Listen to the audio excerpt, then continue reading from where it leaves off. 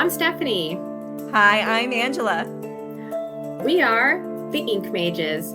Join us as we discuss all things fantasy, world building, storycraft, myths and legends, and of course, our own imaginative stories. Welcome to the Ink Mages podcast. Thank you for joining us today because it is a special episode. We are celebrating the release of my brand new picture book, The Mountain of Gold. Yay! Congratulations. It's such a beautiful book. I loved reading it. Thank you. I'm so excited that it is release day. This has been a project that's 14 years in the making. Gosh, So wow. Can't believe it. I was probably 20, maybe 22 years old. Wow. When I first started the artwork. So kind of amazing that I'm now in my mid 30s and here's the final And product. here it is. Oh my Here gosh. it is. It is. Yay. It is so beautiful. There are some, even as I was reading the book, I got to be one of the ARC readers and just like thumbing through the pages, I was captured. There were a few your scenes that you illustrated that were just so colorful and vibrant. There's one scene where your main character is like climbing up a rock face, and that was probably one of my favorite illustrations you did in the book. It just captured my eye. It was very vibrant, very colorful. Loved how you illustrated the face of the character even in that. I just was like, wow, this is a really good the struggle. He's like, yeah. With his hand up, like, I can make it. Well, anyone who knows, who has ever done art before, expressions can be very difficult. And you nailed that one. I really like that one. So what got you into art in the first place? Okay, so that's going to be a fun nerd fact because manga and anime is what got me into doing art. So I'm proudly wearing a Rengoku. Sure, just because my love of anime and manga has a special place in my heart because I probably would never have really gotten into art without it. And I want to say back in the 6th or 7th grade is when it really started. A friend of mine, I saw her doodling in class. She was drawing a character, an anime character, and it looked so cool. And I told her, I want to learn how to draw like that. And so she came over after school and she brought her Shonen Jump book. And that's, if you don't know what Shonen Jump is, it's usually like a volume that has single issues of a lot of different popular manga at the time. Wow. So the character she was drawing was this girl named Clover, like white hair and short white hair. And I really don't know anything about the manga, but she showed me how to draw that character. And from there, it was all I wanted to do. Wow. It was just draw little anime characters. And this is middle school. We're going back. Dragon Ball Z was really big at the time. So that's what I really kind of started drawing. I was drawing Goku, Gohan, Trunks, Vegeta. I don't know. They were just really easy to draw. All the faces were very angular and rigid. Made drawing the muscles fun too.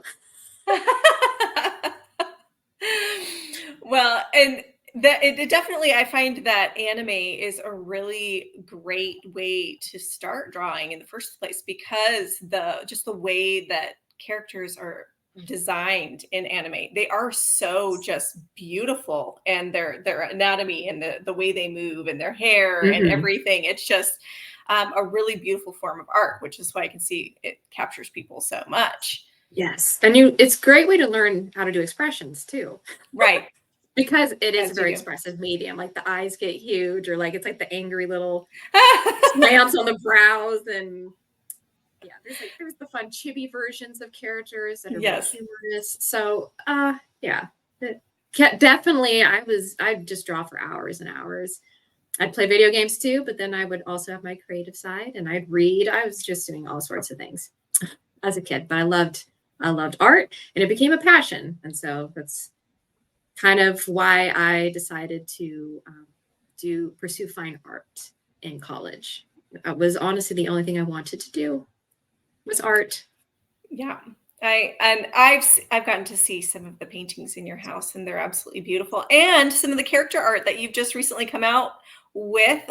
Anyone listening to this podcast, please go on to Stephanie's social media and check out a couple of the portraits she's done from one of her up and coming books. It's so beautiful. It inspires me. I haven't done a whole lot of paintings recently. I do some painting on the side, and it definitely makes me go, maybe I should give this a shot.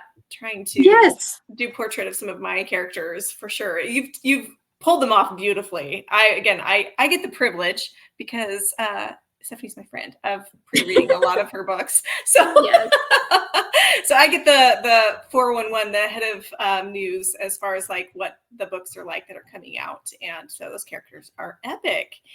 And so, but even like your character design and learning how to do digital art, how did that translate for you? Was that a difficult thing to start getting into, learning how to do art on iPad and all of that kind of stuff?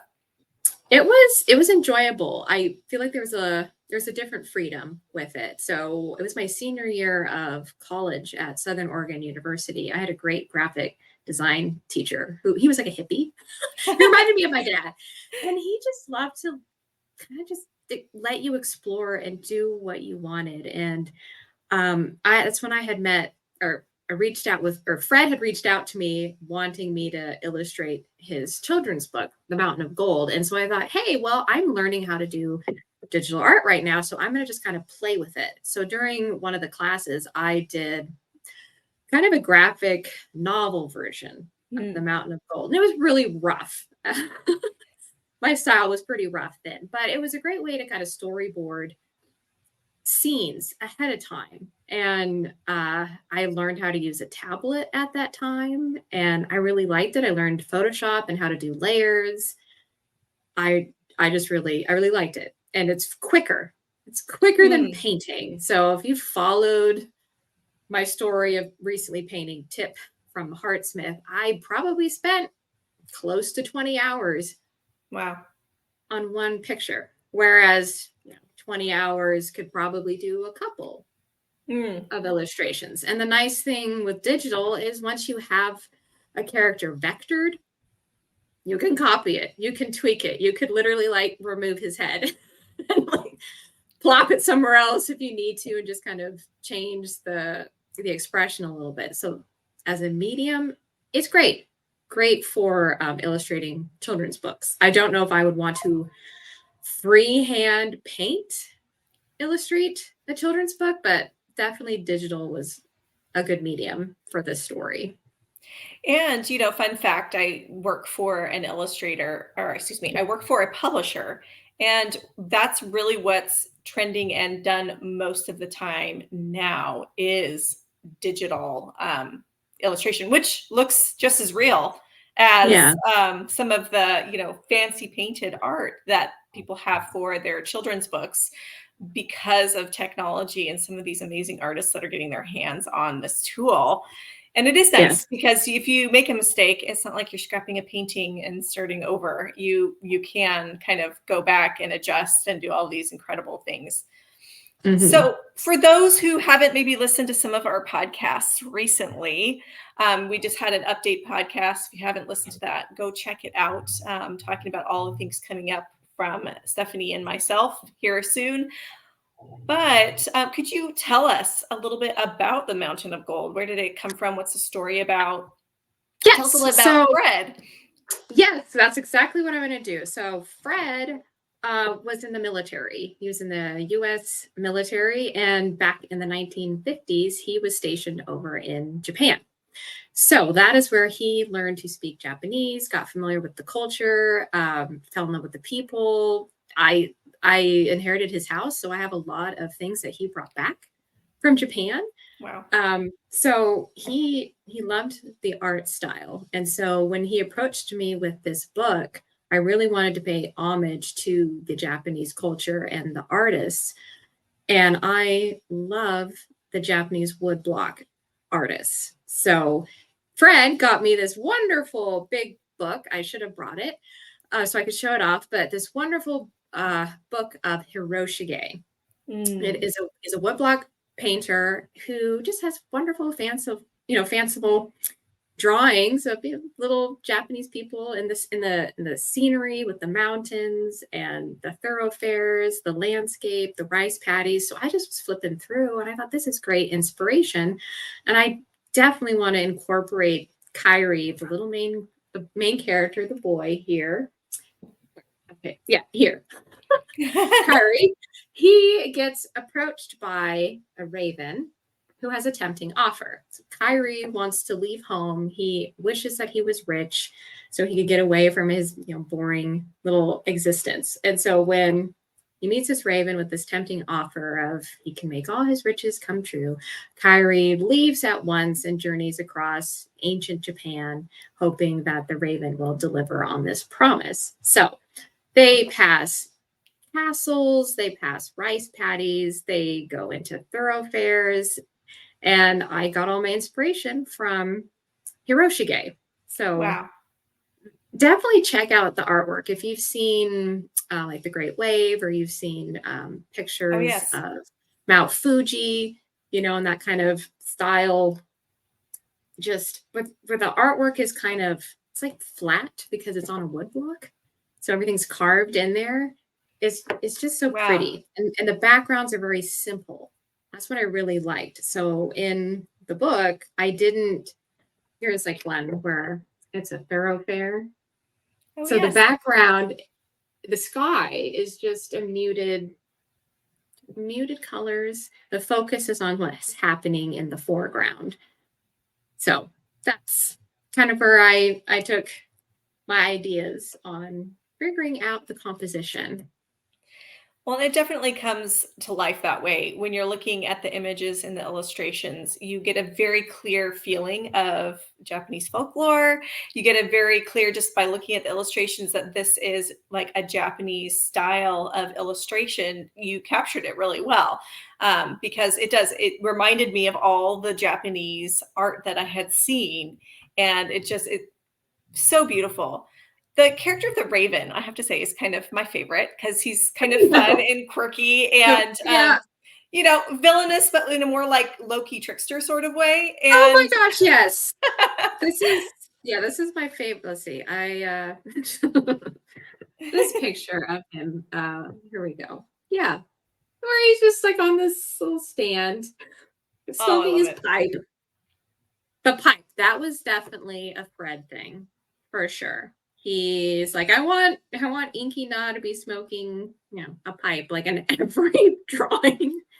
So I think up until like the end, he's got his pipe. If you watch a lot of anime, I can't remember the name of, there was this one that my kids used to watch all the time, and there was this panda bear warrior, and he always had a pipe. And it seemed like a very Japanese thing, that even like when you watch Pokemon, you've got these characters that have like a bamboo twig in their mouth or something like that. Like it's a very like stylistic thing that's very Japanese. So I thought it was just maybe something from folklore itself, but it was just Fred's idea. Yeah, well, and the thing is, he probably saw a lot of that. Yeah. In the 50s. Are any of the characters actually inspired by any characters from Japanese folklore? Not that I'm aware of, but Fred being a lover of literature and Alice in Wonderland and The Wizard of Oz, I think there's little elements of characters being kind of villainous or not entirely truthful. I think that's where the fable elements kind of weave in there. And I love fables, and I've had reviewers say reading it reminded them of Aesop's fables. Without That a it's like doubt. it's a Japanese version, and it just has a timeless classic theme of, discovering where our true treasures are found. Because oftentimes we, as youngsters, think we have this great idea that we're going to go out there in the world and make it big, strike it rich, and realize that we kind of already had the greatest thing already. Yes. Where we were, where our home was, and the people that mattered to us. So I love those kind of stories growing up. I continue to love those kinds of stories.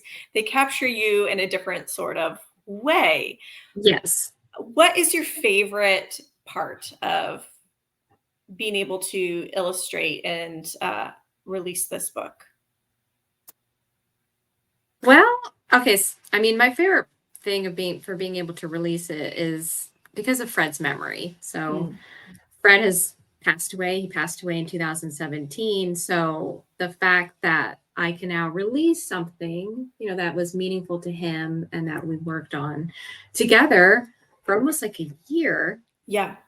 meeting at a coffee shop, bouncing off ideas. He would tweak words here and there. I honestly think that's less than 1,000 words. Wow. So, I'd come and meet with him. Like, I'd show him what I'm working on. He's like, well, what if we tweak it and say that there's like vultures outside the cave? Or what if I insert this? And I was like, you just inserting one word means I have to go and make a whole new picture. It's true. So, it was a challenge too. So I'm like, yeah, I'll try it. Like, I'm game for that. And if we both loved it, then we kept it. If we thought now it looks a little too cluttered, then we would remove it. So there's a joy and a challenge with working with an author when they have an idea of how they want it to go, and you as the artist are trying to translate that into a scene. It can be hit or miss, but starting with sketches is important. Yes. So I could like sketch out everything ahead of time and then I'd show it to him, and usually I got the approval. Do you think that now that this book is coming out and you finally completed it, even though it's taken all of these years, that you'll be doing more illustrations, more children's books, or is this kind of a one-time thing for you? Right now, I mean, I won't say it's going to be just a one-time thing. Yeah. I'm so happy that I found the illustrations, because I know I shared this on a different podcast that my computer had crashed and I thought I had lost all my digital art. So I was very happy that my mini iPad had all of the images. So it was definitely a blessing that the story was already done and that my publisher loved the story and the artwork. So I was like, yay, I can step into the picture book world. I will say that when I was in college and learning graphic design and digital art, that was going to be my avenue Mm. into books. My plan was to be a children's book illustrator. So Mm. I did another one right outside of college, illustrated a book called Harold Angel for someone local. And that was a wonderful experience too. And I think I wrote a couple children's books, and I don't know if I still have them because, Oh, the computer crashed. So, but I had a whole idea list of stories like the homeless duck, the holiday stork. It was going to be like oh, the French frog who like loved to cook. That's my oh, dad's French. So I was going to be based off of his story of coming over from France to America wow. when he was a child. So, but with frogs, because that's a joke with French frogs.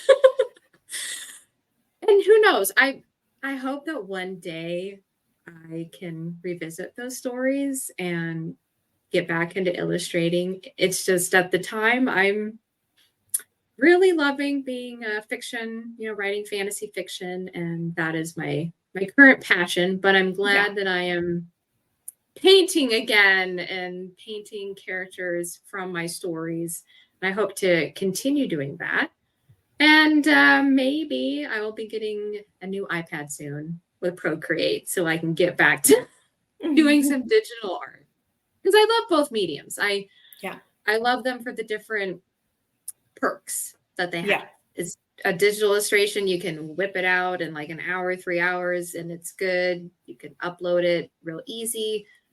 Painting just takes a lot of time, but it's a Yeah. different rewarding Hmm. freedom that comes from it. It's a different skill set for sure. And I definitely know that my painting background helped a lot with digital art. Well, it's a beautiful book. So I would hope to see more from you, but I get it too. I'm like, man, leaving the fiction writing to focus on that would be hard for me. It's time consuming, and I think that's Yeah. something people don't necessarily realize. Yeah. When I've had people ask, are you going to do more picture books, are you going to illustrate for your books? Because I did one illustration in the Conjure's Curse, and that's my pastel of Tahira behind me. It takes a lot of time, Yeah. and art if you're going to pursue art, that's like your passion and that's what you do. When you do writing, it's like, that's your passion. That's what you do.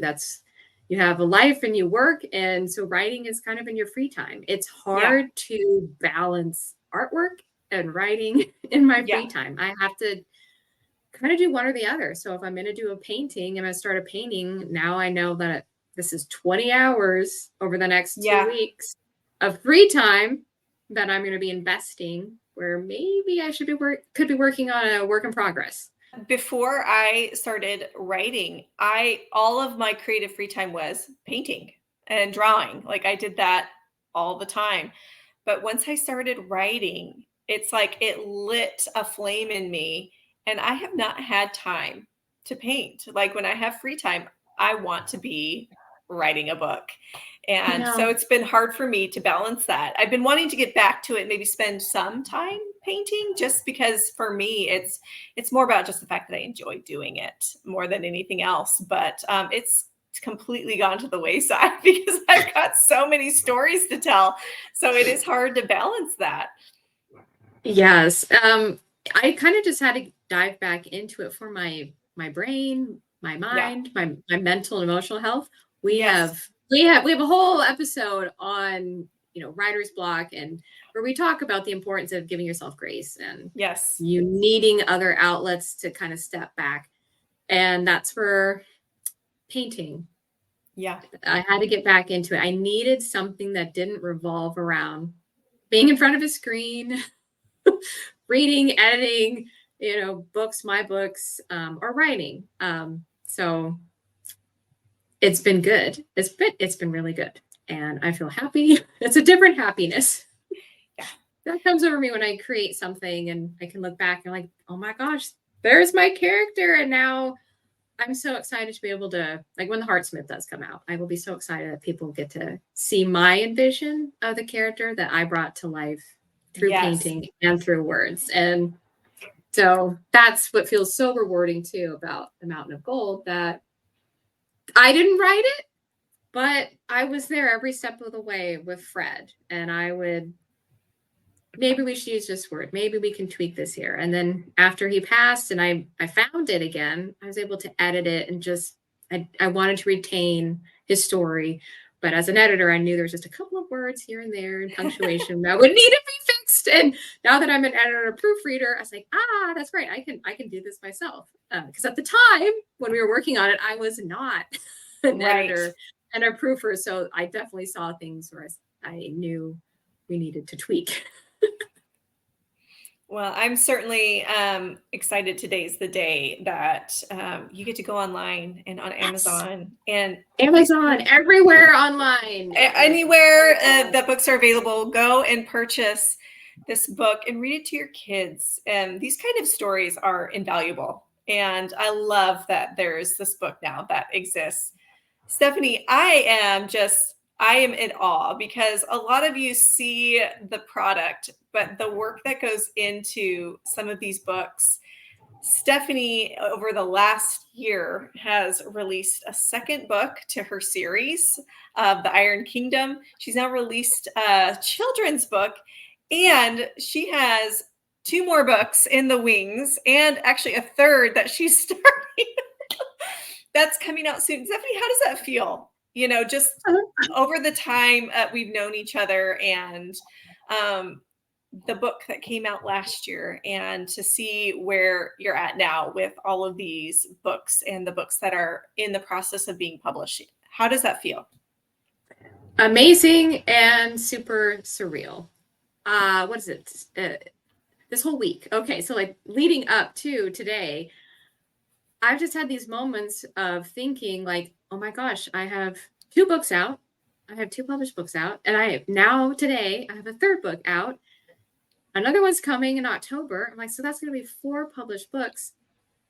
And like 5 years ago, I would have never thought that this was going to happen and happen so quickly. Yeah. I just have to kind of keep telling myself, you've done it, and you got to keep going, but also sit and enjoy the success, because I almost had like a meltdown the past weekend. because I can get so focused on, I need to get the next story. I need to write the next story. And I'm not doing that because I have a picture book out and I have another book I'm working on. And I can get so focused on what needs to be done that I'm not celebrating the successes as they're happening. Yeah. So that's important. I definitely would stress that really just soak in when you have a book come out, enjoy that day, go celebrate, go see it in a bookstore. Yes. I actually think that's a really important point, because I think sometimes we can get so busy that here we've accomplished something huge, written a novel, illustrated a children's book. And this children's book to me has a lot of emotions packed into it, just because of the history, the time, and the investment, and being able to like stop the train and be like, hold on a minute. I mean, whatever you got to go do, whether it's purchasing a cake and having a party, I mean, whatever's got to happen to really like stop and pause and go, wow, just even being thankful that the time has come. Because I know for me, that has been a difficult challenge for me also. My third book's about to come out. I've had book 1 and 2 come out, and I have never really paused to be like, yay, I did it. Like I wrote a book, and I do think that that's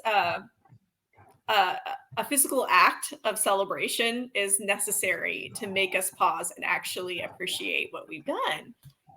Yes, really, I breathe it in, because even last night I was thinking, most people, I mean, there's a lot of people that might only write one book in their life, one book, and it's published, and that's all they wanted to do. And I think I have 3 books published. I'm gonna have a 4th book published. I'm going to be sending The Ghost Gambit to my publisher. Woo! So that will, eventually be getting published. And so things are happening. And I have to give myself that grace that I'm on nobody else's timeline but my own. And I need to make time for myself, enjoy all these little successes.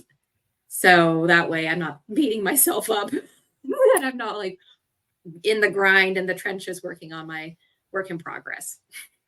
Exactly right. It's like you keep digging the hole, not realizing you already found the treasure chest. There's just more treasure out there, but there is a treasure chest. You found it. And your books are excellent and amazing. And I'm so excited that today is release day for this beautiful book.